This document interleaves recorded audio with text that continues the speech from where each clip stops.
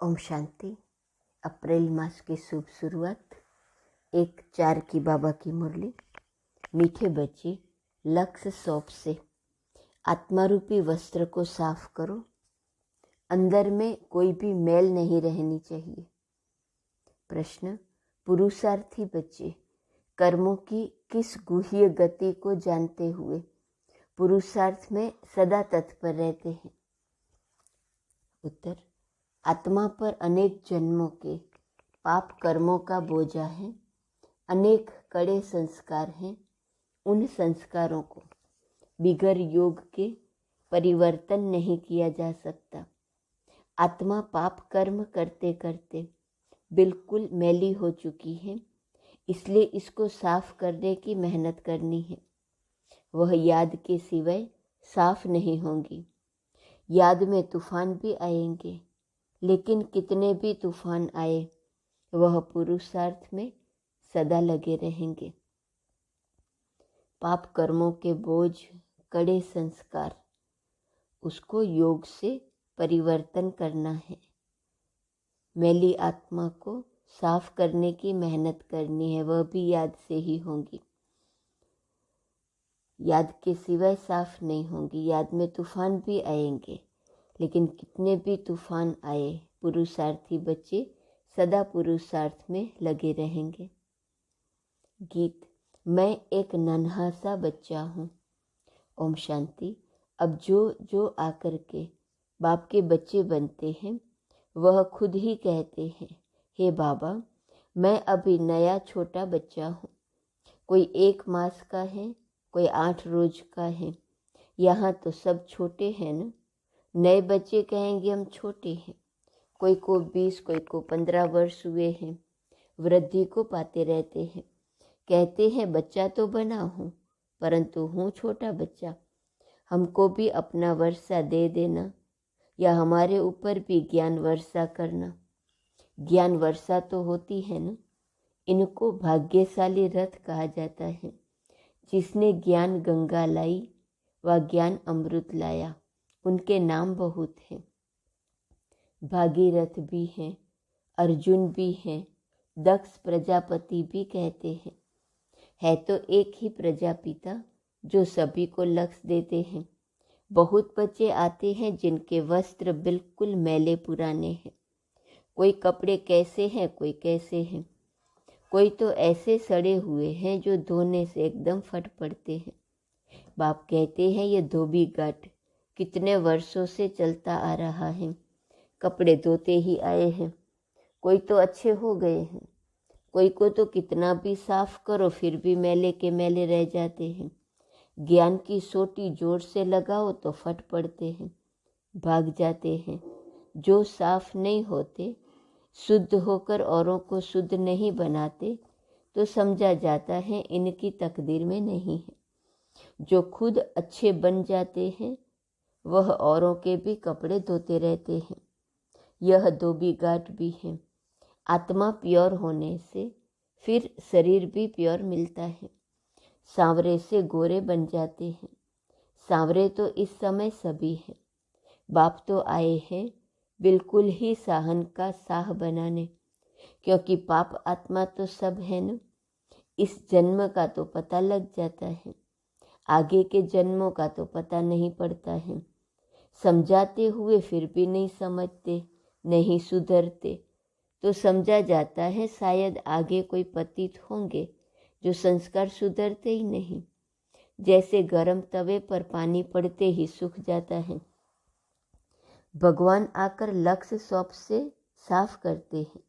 हर एक की नब्ज देखी जाती है। बाप तो बिल्कुल सहज समझाते हैं, बच्चे मुझे याद करने से आत्मा प्योर होती जाएंगी। नष्ट मोहा भी होना है। मोस्ट बिलव्ड बाप हैं। आधा कल्प भक्तों ने भक्ति की है द्वापर से लेकर। वही फिर देवी देवता बनने वाले हैं, मालूम पड़ जाता है। बाप कहते हैं उठते बैठते मुझ बाप को याद करो। जैसे कुमार कुमारी की सगाई हो जाती है तो 1-2 की याद रहती है न। यहाँ तो साजन को और ही छोड़ भागंती हो जाते हैं। जो साजन स्वर्ग का मालिक बनाते उनको याद ही नहीं करते। ऐसे और कोई कह न सके। मैं कल्प पहले माफिक अजामिल जैसी पाप आत्माओं का उद्धार करने आया हूँ। कोई का कपड़ा अच्छा है, कोई का मैला है। स्त्री कहती है बाबा हमको पवित्र शुद्ध बनाओ। पुरुष फिर कहते मैं तो विकार बिगर रह नहीं सकता हूँ। झगड़ा पड़ जाता है। अबलाओं पर कितने अत्याचार होते हैं। जो पवित्र नहीं बनते वह कितने विघ्न डालते हैं। सन्यासियों को तो कोई रोक नहीं सकता। गवर्नमेंट भी कह नहीं सकती कि तुम्हारे बाल बच्चे की संभाल कौन करेगा। यहाँ इस पर झगड़ा होता है। एक पवित्र बनते, दूसरा फिर अजामिल पापी रह जाते।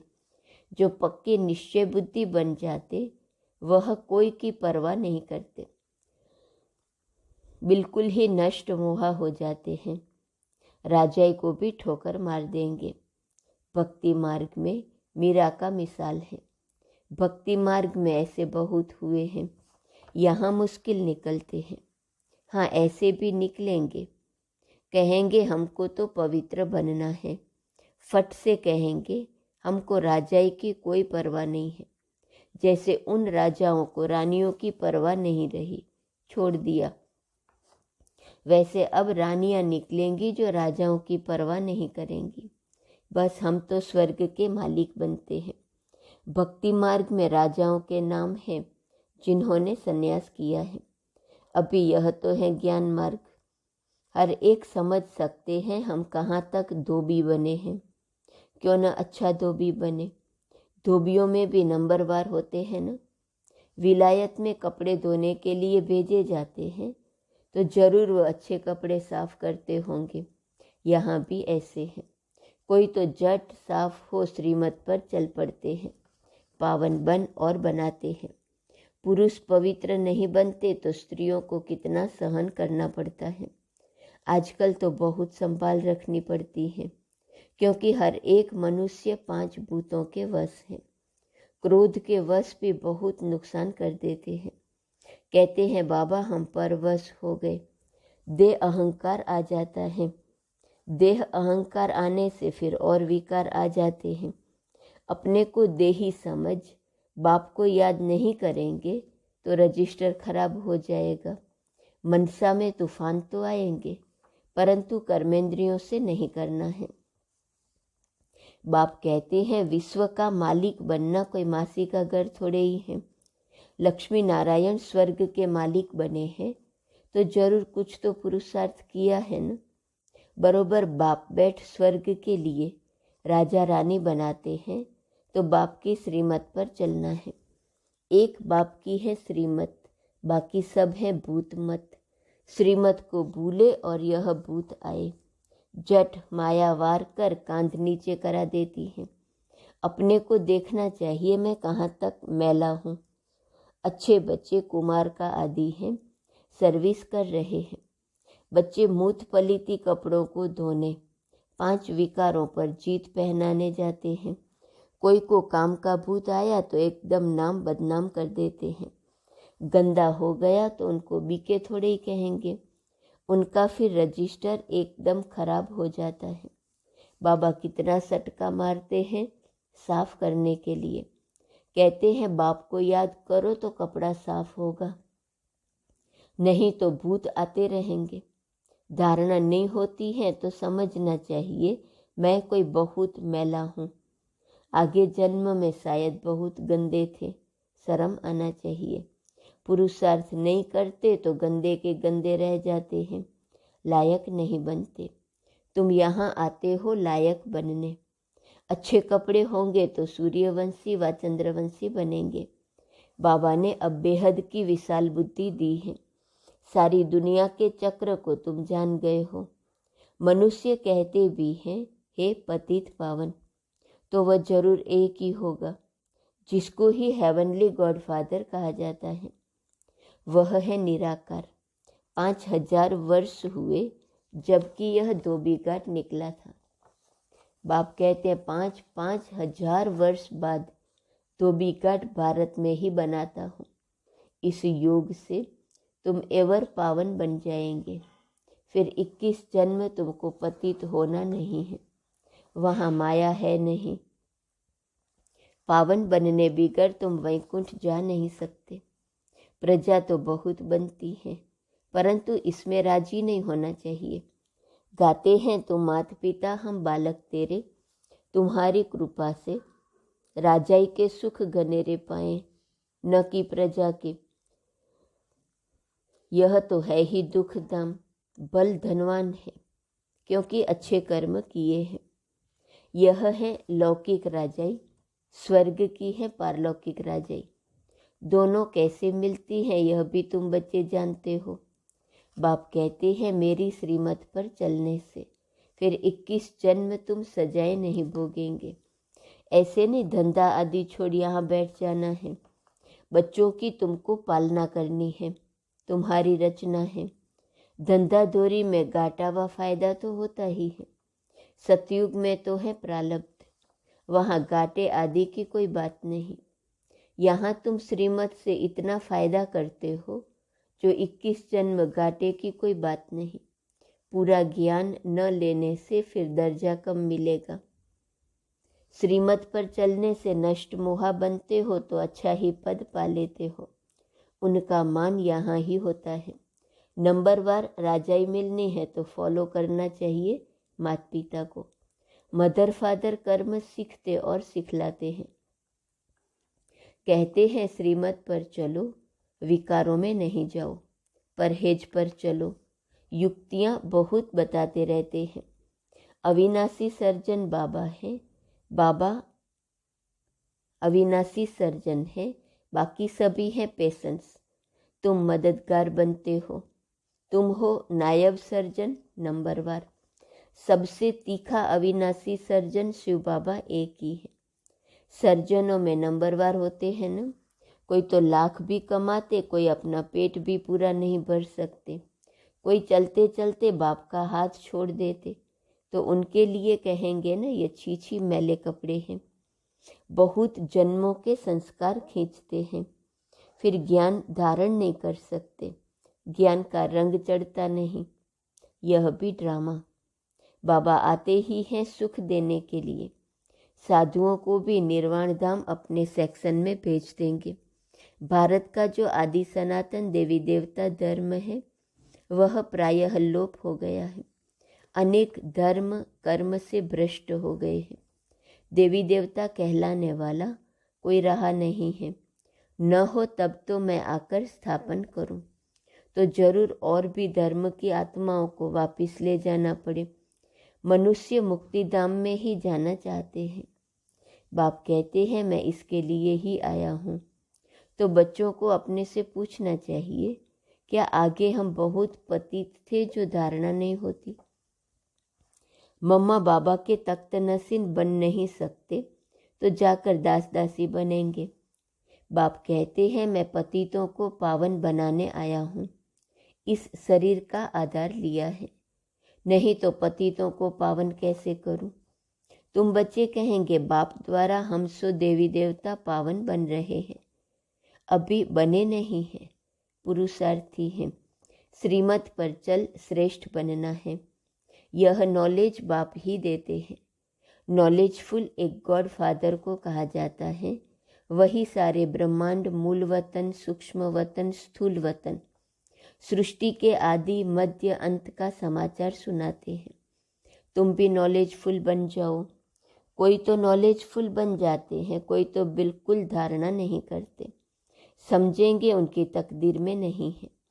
अच्छे बच्चे बड़ा अच्छा पुरुषार्थ करते हैं, बाकी घर बार तो संभालना ही है। शुरू में इन्हों की 14 वर्ष भट्ठी रही। कपड़े धोते धोते कितने अच्छे गोरे बन गए। कोई टूट पड़े, कोई मैले के मैले ही रहे। आजकल तो 7 रोज भी मुश्किल ठहर सकते हैं। पहले तो पूरा भट्ठी थी। भट्ठी नहीं होती तो तुम तैयार कैसे होते। ईंटें भट्ठी में पकती हैं ना, फिर कोई कच्चे रह जाते हैं, कोई टूट पड़ते हैं।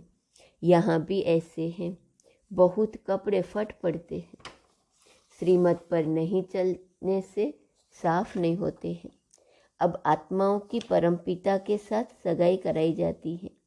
शिव बाबा कहते हैं, मैं तो एवर पावन हूँ, मुझे याद करते रहो तो तुम पावन बनते जाएंगे। गृहस्थ व्यवहार में रहते यह प्रैक्टिस करो। जो अच्छे बच्चे हैं वह तो झट प्रैक्टिस में लग जाते हैं, खुशी में रहते हैं, रात को जागकर अपनी आत्मा को धोते हैं, समझते हैं पवित्र बनेंगे तो कपड़ा भी पवित्र मिलेगा। इसलिए बाबा कहते हैं, नींद को जीतने वाले बनो, बाप को याद करो तो आत्मा पवित्र होंगी।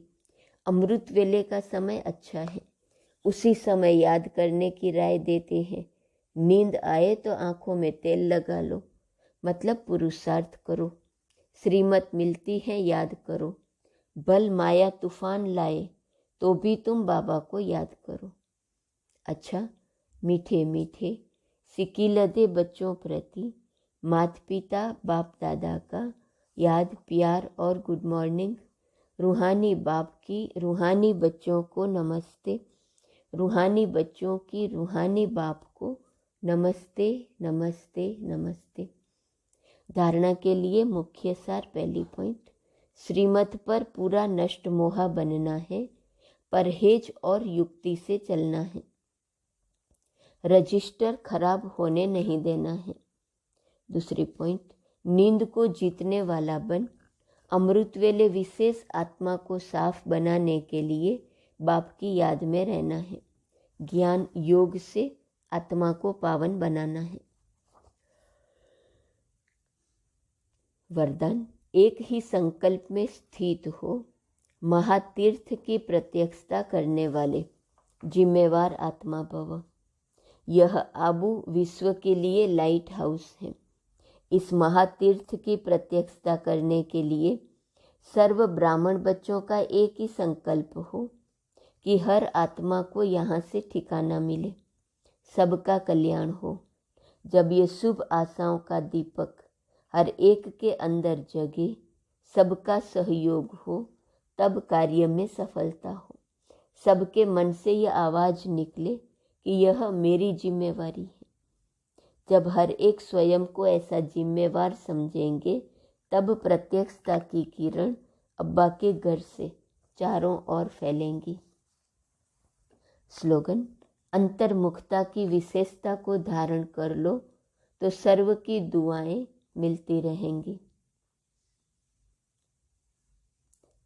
ओम शांति। इस मास की सभी मुरलियां निराकार परमात्मा शिव ने ब्रह्मा मुख कमल से अपने ब्रह्मा वत्सों अर्थात ब्रह्मा कुमार एवं ब्रह्मा कुमारियों के सन्मुख 18/1/69 से पहले उच्चारण की थी। यह केवल ब्रह्मा कुमारी की अधिकृत टीचर बहनों द्वारा नियमित बीके विद्यार्थियों को सुनाने के लिए है। ओम शांति।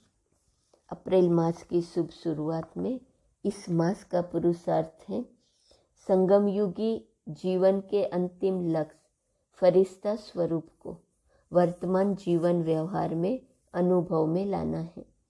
बाप दादा के नूरे रत्न सब मीठी टीचर्स बहनें तथा स्नेही भाई बहनें, अहमदाबाद जोनल कार्यालय से ब्रह्मा कुमारी भारती दीदी की स्नेह भरी याद।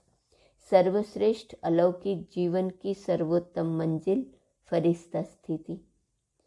प्यारे बाबा ने अनमोल ईश्वरीय ज्ञान की अमृत धारा से हम पवित्र ब्राह्मण बने। उसके बाद अलौकिक जीवन के लिए भविष्य का लक्ष्य प्राप्त किया, देवताई जीवन। और संगम युग की समाप्ति के समय हम सब बनेंगे फरिश्ता। ये है हमारी ईश्वरीय जीवन यात्रा के महान 3 स्टेटस, पद और प्राप्ति। ब्राह्मण बने, फिर देवता बने, अब फिर बनना है फरिश्ता। फरिश्ता स्थिति के लिए पुरुषार्थ में 3 कदम। एक मात्र बाबा से रिश्ता। वर्तमान अलौकिक जीवन में बाबा ही मेरा संसार है और बाबा से ही मेरे दिल के सभी संबंध हैं। स्मृति के साथ कोई भी लौकिक अलौकिक संबंध में रिंचक मात्र भी लगाव, झुकाव, प्रभाव न रहे। जीवन की डोर कदम कदम पर एकमात्र प्यारे बाबा को अंतर मन से सौंप दो तो फरिश्ता स्वरूप बन जाएंगे। दूसरा है फरिश्ता अर्थात सदा डबल लाइट स्थिति।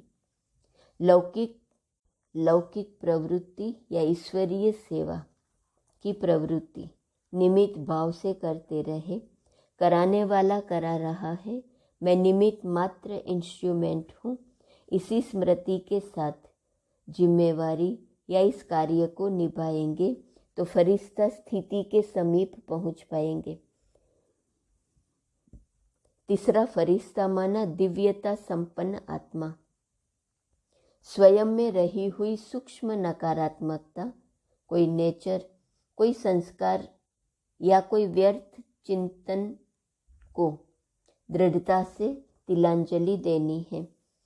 तब ही अंदर की पवित्रता, निर्मलता और शुद्धता सबको आकर्षित करेंगी।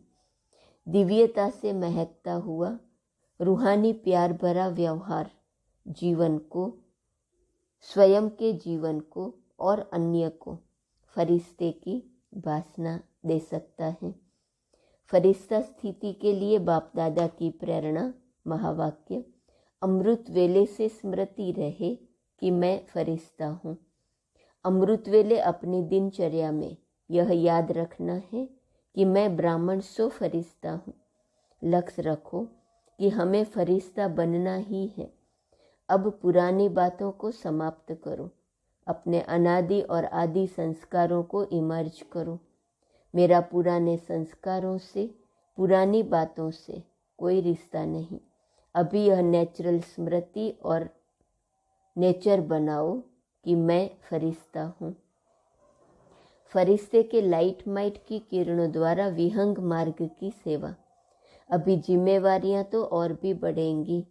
ऐसे नहीं कि जिम्मेवारियाँ कम होंगी तब फरिश्ता बनेंगे, नहीं, जिम्मेवारियाँ और सर्विस का विस्तार चारों ओर बढ़ेगा।